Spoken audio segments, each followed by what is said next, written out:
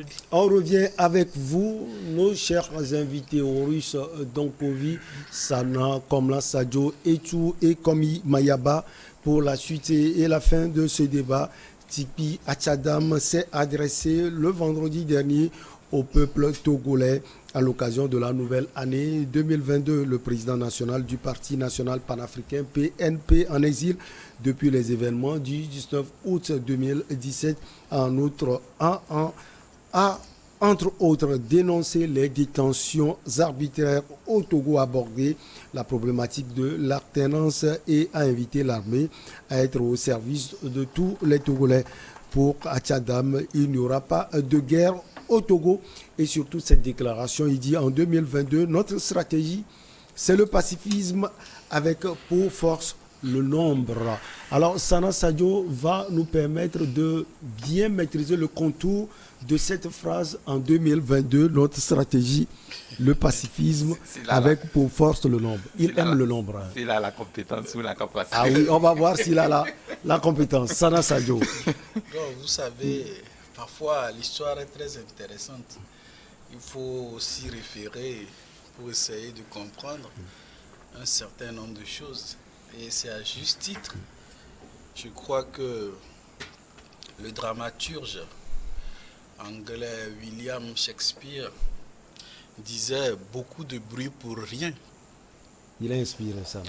Beaucoup de bruit pour rien. Pourquoi? Parce que M. Tikpi Achadam Salifou, il nous parle de la stratégie en 2021. 22. En 2022, je m'excuse.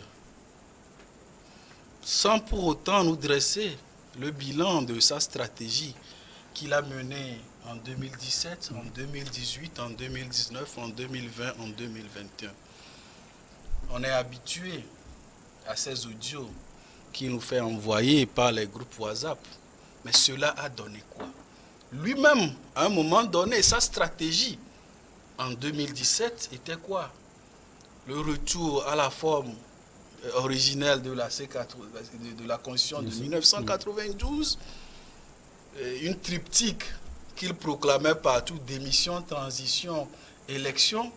Mais je veux maintenant questionner son apport réel dans la politique togolaise. On en parlait lors du premier thème. Je veux questionner aujourd'hui son apport dans la politique togolaise. Lui, c'est vrai, il a mobilisé, on parle de manifestations monstres en août 2019. Mais qu'est-ce que cela a apporté de positif à l'opposition? Si ce n'est que l'opposition, c'est-à-dire celle qui s'est réunie autour de la C14, mais on a vu comment cette opposition dite radicale a perdu du poids politique parce qu'ils boycottent décembre 2018 des élections législatives, se trouvent fragilisés, dénoncent les réformes qui sont faites, mais pour autant, quelques mois après, se présentent à des élections municipales. Aujourd'hui, cette opposition est fragilisée, est en manque de repères, au point où parfois certains d'entre eux ont été obligés de recourir à une force spirituelle, appelée le Saint-Esprit, pour désigner un candidat. C'est-à-dire, qu'est-ce qu'il a apporté de réel au sein de l'opposition? Qu'est-ce qu'il a apporté? Quel a été son apport? On en est sorti comment? Bon, Sana, il n'a pas fait le bilan des années antérieures, mais je projette sur l'avenir. Quand il parle, du nombre, quand il parle du nombre, oui, c'est bien la stratégie qu'il a adoptée. En 2017? C'est-à-dire, en 2017. Non, je décortique le message. C'est la stratégie du nombre qu'il a adoptée. C'est-à-dire, sa revendication, il le dit clairement dans son message, le monsieur, ce n'est pas un républicain. Ce n'est pas quelqu'un qui veut le pouvoir par les urnes. À partir de ce moment-là... C'est contradictoire parce qu'il dit qu'il n'y aura pas de guerre, il n'y aura pas de violence. Mais est-ce que vous avez suivi tout son discours? Il dit que les élections ne sont pas un problème. Il appelle le peuple à se soulever parce que le précédent président n'est pas parti par les urnes. Mais c'est-à-dire, je questionne le côté républicain de ce monsieur quand il appelle indirectement, il incite. S'il parle ainsi, ce n'est peut-être pas parce que les élections ont été toujours des problèmes au Togo. On a vu les violences, on a toujours eu à voir les violences autour des élections et autres. C'est peut-être autant alors, si les élections, si selon M. Tikpi Achadam, les élections sont un problème, et qu'il ne faut plus aller aux élections, alors proclamons une monarchie constitutionnelle. Là, on n'aura plus d'élections. Oui, c'est s'il ne veut pas d'élection, parce qu'apparemment, c'est ce qu'il souhaite. Et puis, moi ce qui me rend un peu perplexe, c'est la personnalité de ce monsieur-là qui a une facilité à demander que le peuple renverse l'ordre institutionnel, des choses ce qui est puni d'ailleurs par l'article 663 du Code pénal. Toute personne qui incite à la révolte armée ou de la population est punie des peines de 20 à 30 ans de prison. Ça, c'est de leur... Et puis, il se permet de se proclamer pacifiste. Vous savez, Jean Jaurès, en parlant de pacifisme, a dit que le pacifisme n'est pas une absence de la violence. Il va plus tard en développant la notion de paix armée. Je vois que pour M. Tikpi Achadam, il n'est pas réellement un pacifiste, parce que derrière son discours se cache une certaine violence. En parlant de nombre, son objectif, c'était de jeter les Togolais dans la rue, bloquer les axes vitaux de notre économie, bloquer tel national pour étouffer les gens. C'est-à-dire surcharger les forces de l'ordre pour créer un environnement propice à l'insurrection. Et dans son discours, il le répète savamment comme on a l'habitude de l'écouter. Moi, je dis, ce monsieur, quel est maintenant, c'est-à-dire aujourd'hui, les problèmes des Togolais, c'est la vie chère, c'est les problèmes du terrorisme. Ce monsieur, il n'en parle pas. C'est-à-dire, pour lui, la solution à tous les problèmes des Togolais, c'est son dégagisme. Pour lui, c'est que quelqu'un dégage et puis les Togolais auront du travail. Oui. On aura fini avec la lutte contre le terrorisme. On aura fini avec tous les maux qui minent la société. Mais c'est quand même de la démagogie de sa part. Vous demandez la parole, d'abord votre réaction. Ensuite, vous allez aussi nous analyser les propos de Tikpi Achadam. Bon, alors, il y avait un amalgame que je voulais lever, c'est sur la question qui est très redondante du pacifisme. Alors, on dit, ouais, le peuple faut être pacifique. Il faut faire attention. Lorsque vous avez les grands, si vous voulez, les grands mentors de ce type de mouvement comme Gandhi, vous allez en Afrique du Sud, vous avez eu des marches pacifiques et ainsi de suite. Justement, ce n'est pas une anomalie, c'est que justement, volontairement, on décide que le peuple conteste de façon pacifique, mais de façon à marquer son mécontentement. Donc, ce n'est pas, il ne faut pas confondre cette démarche pacifique-là avec le fait d'être stoïcien et de tout supporter, de tout encaisser. Vous avez effectivement Gandhi, des gens qui vont marcher, vous avez le Martin Luther King qui vont marcher, qui vont montrer leur désaccord et ainsi de suite pour faire bouger les lignes. Maintenant, mais pour ici, revenir... les marches, c'est pour faire partie quelqu'un qui a été élu, c'est ça? C'est ça dans son discours. Ça, ce n'est plus du pacifisme à mon avis. Non, c'est une démarche pacifique. Non, c'est-à-dire que le peuple chasse quelqu'un qu'il a élu. Les marches. Attention, justement, c'est-à-dire les marches pour réclamer, pour revendiquer les droits, je suis d'accord. Mais les dire aux gens, je vous ai rappelé l'article 663 l'article en question, qui sanctionne l'incitation des populations à se révolter contre l'autorité établie. Et dans ce qu'il a dit, et surtout sur cette phrase qu'on étudie, il n'a pas parlé d'incitation. Non, c'est-à-dire, vous êtes cantonné sur une phrase. Mais moi, je parle de tout le discours que j'ai envie de décortiquer dans sa globalité. Il faut faire attention parce que, quel que soit le pays, et quelle que soit l'histoire, à un moment, des gens ont marché pour réclamer le changement de l'ordre établi. C'est pour ça, tout à l'heure, je disais, attention, même ici au Togo, je rappelle que nous sommes sur ce plateau, parce qu'à un moment, dans les années 80 et 90, des gens se sont levés pour réclamer le changement de l'ordre établi. Sinon, voilà. Donc, s'il reconnaît... Qu'est-ce qui doit changer fondamentalement avec ces marches? S'il reconnaît cela, donc il ne peut pas reprocher à quelqu'un de dire aux gens de pouvoir marcher s'ils estiment que l'ordre établi est constituel. Maintenant, pour revenir, parce que tu m'as dit qu'il fallait par rapport au marché, par rapport au... Je suis pas d'accord. Quel droit toi tu vas conquérir si le président élu par la rue? C'est la question. Quels sont ces droits? Je suis d'accord qu'on manifeste pour des droits. Pour la question du message qui a été donné. Mais pourquoi lui-même il ne vient pas payer le chassé? Je pense qu'il faut étudier la personnalité de l'homme et qu'il faut étudier la démarche de l'homme. Étudions ce qu'il a fait depuis 2017 à l'heure, 2019 à l'heure. J'en ai parlé. Ça a porté quel fruit? Mais je vais terminer quand même. Oui, mais étudions-le. Mais je peux terminer.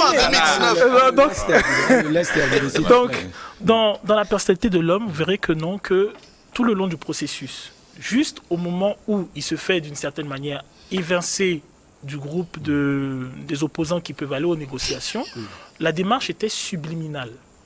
C'est pour ça, moi, personnellement, je trouve ce message-là, la phrase a l'air simple, mais elle ne l'est pas.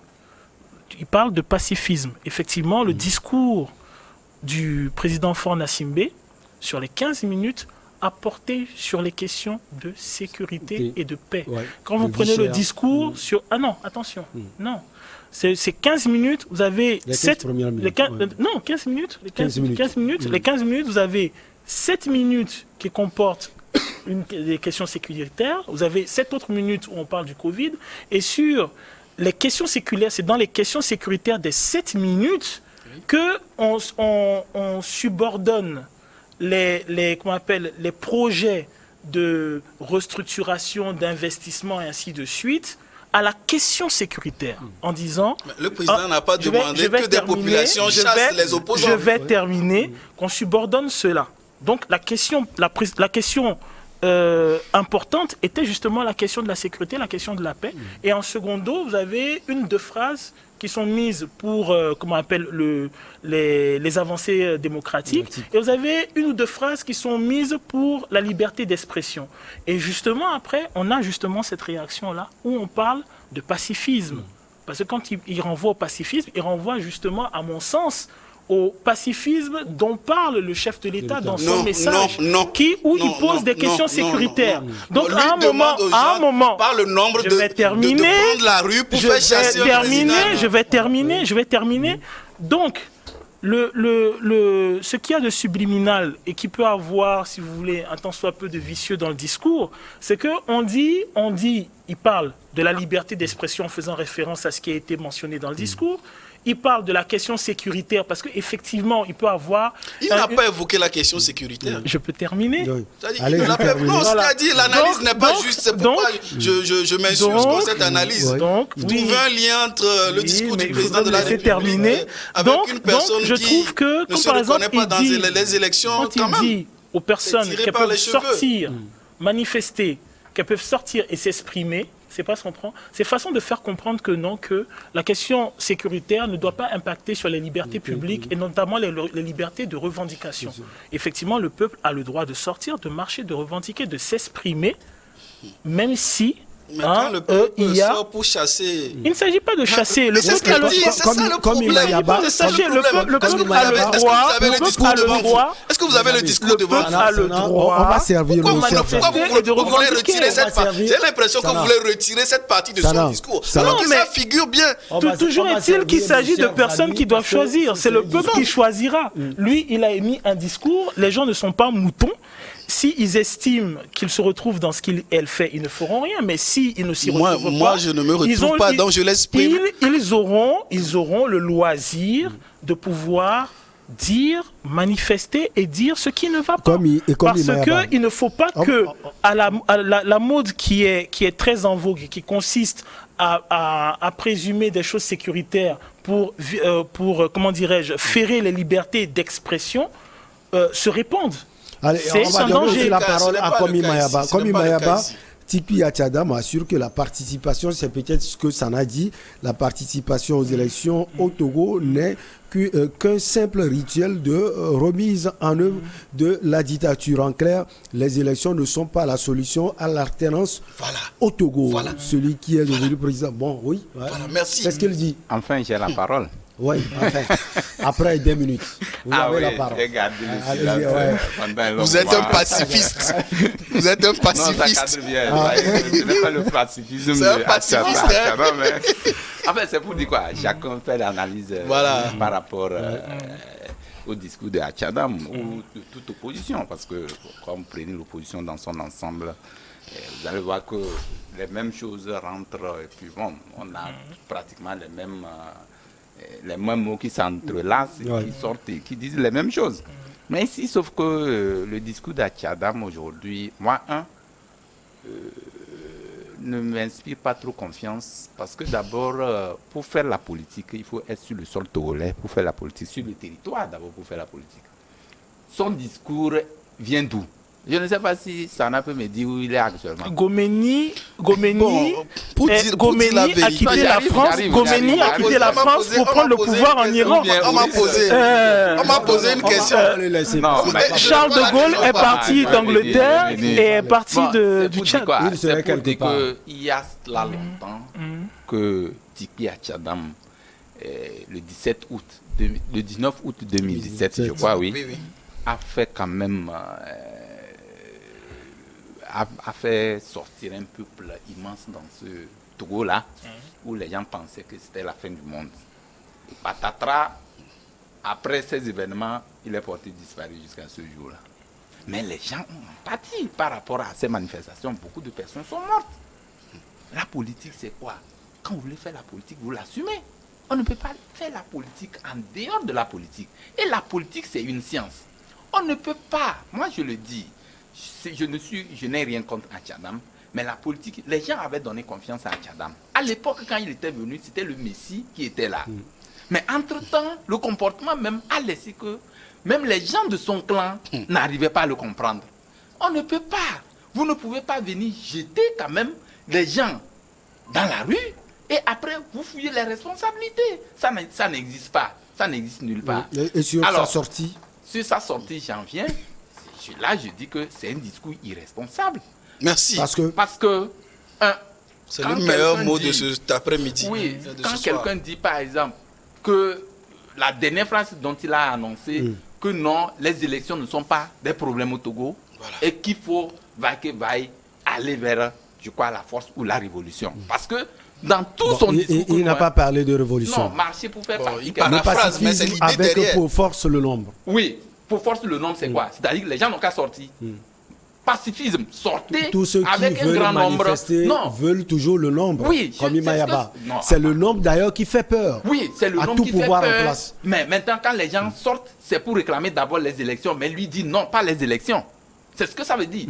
Ça dit que les élections ne constituent pas la panacée du problème togolais. Pour l'alternance, et il précise bien. Sortez nombreux pour faire partie. Voilà. C'est ce que cela veut dire. Là, c'est comme ça que je décrypte en fait son discours. Le discours de Alors, Tipi. c'est pour dire qu'aujourd'hui, les gens ne sont plus dans ces discours creux, un discours qui n'apporte pas du grain à un Togolais lambda. Les gens veulent, par exemple, aujourd'hui, que vous proposiez des alternatives crédibles. C'est vrai, celui qui est au pouvoir, vous considérez, vous estimez qu'il ne fait pas bien. Qu'est-ce que vous proposez qui puisse être différent de ce que celui qui est en train de le faire? Quitte le pouvoir, c'est ça? Non, ça c'est un. Ça, maintenant, quand nous voulons la démocratie, on ne peut pas vouloir la démocratie et son contraire. C'est-à-dire que la démocratie voudrait quoi? Organiser des élections et aller élire un président.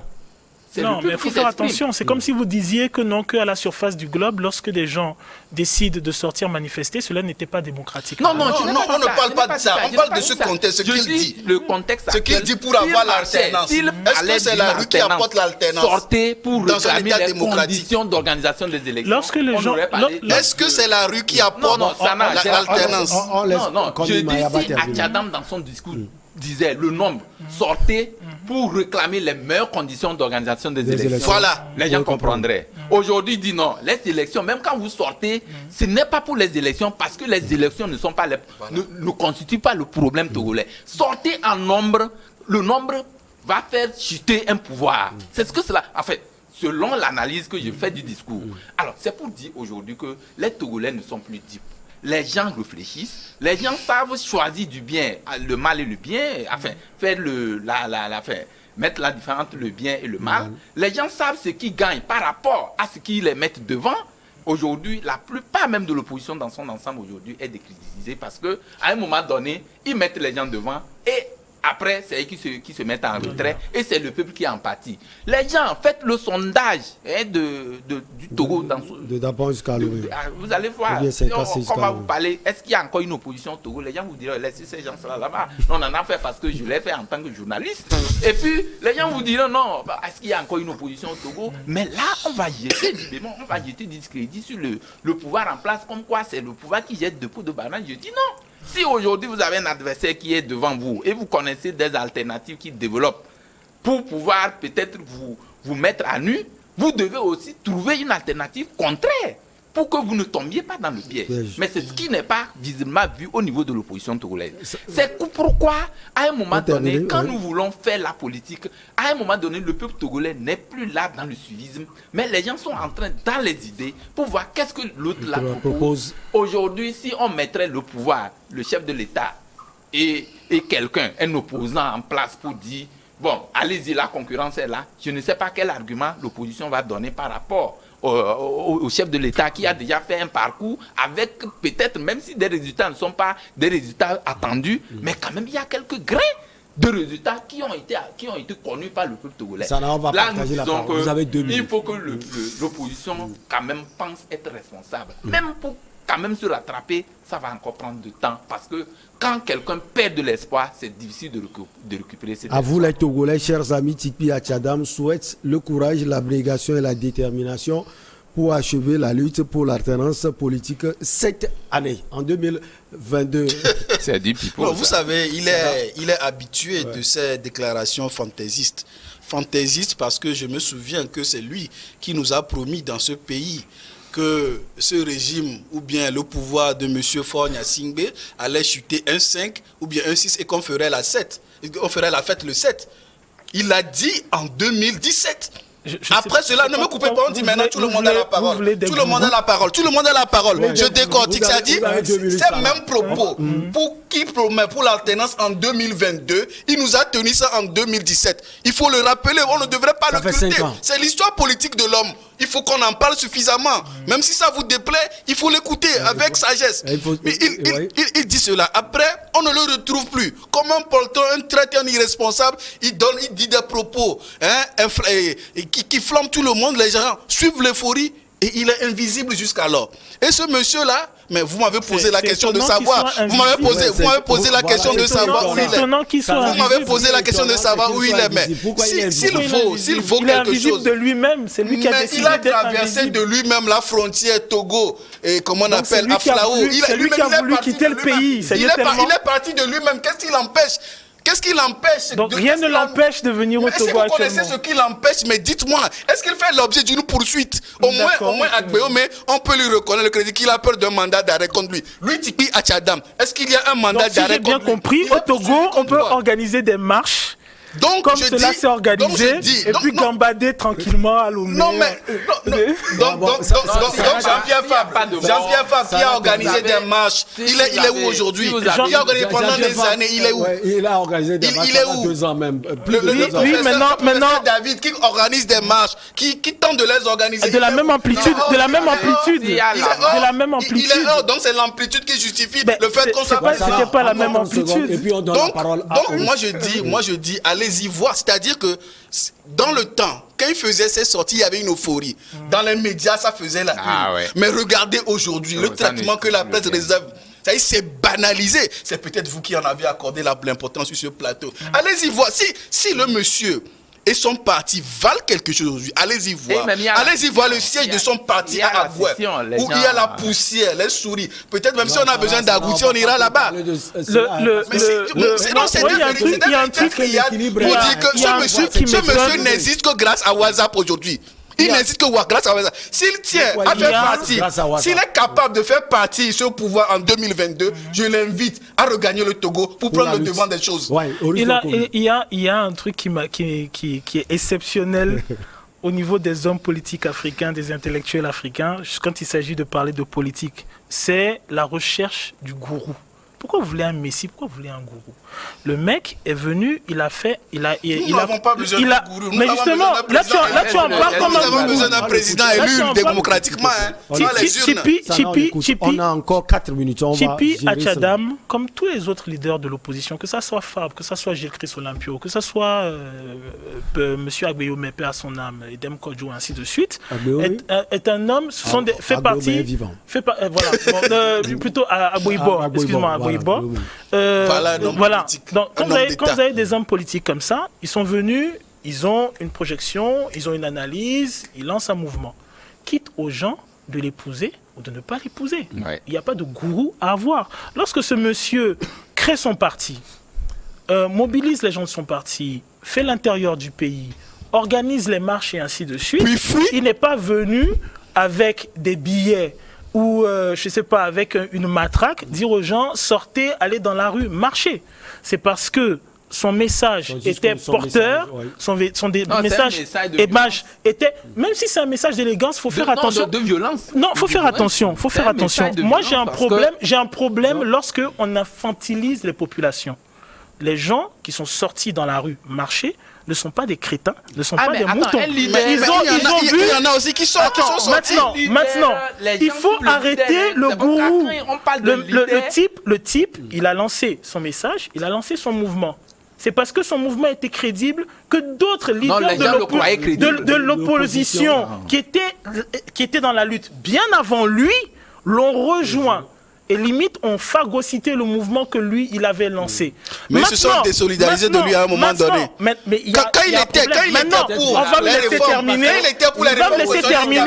Il va me laisser terminer. Il a parlé de départ immédiat du président élu. C'est en ce moment-là il a plus parlé, il ne veut pas laisser les autres parler. Voilà. On a quelqu'un qui lance un mouvement irresponsable, un mouvement irresponsable, il faut le rappeler. C'est toi qui le juge. Oui, de pas ses idées. De pas ses idées. Tu peux pas le dire. Ses idées. On va laisser le plateau à Sana qui ne veut pas laisser les gens s'exprimer. Je vais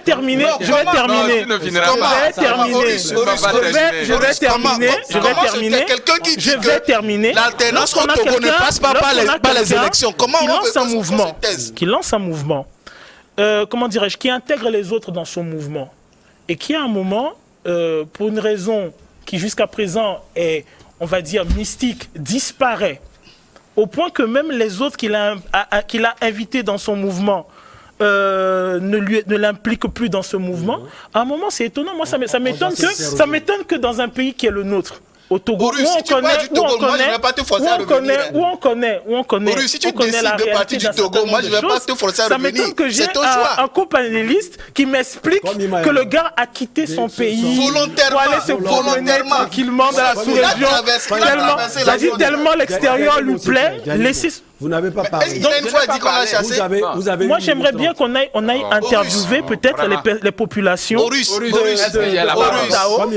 bien les populations de Tchad. Est-ce que Tipi Achadam t'a dit qu'on l'a chassé du Togo? Je ne sais pas, mais je sais que je crois pas que ça lui plaît d'aller gambader à l'extérieur. Délibérément. Il a compris que ce qu'il a commencé, il ne pourra jamais le terminer. Il n'a qu'à revenir. La question n'est pas là.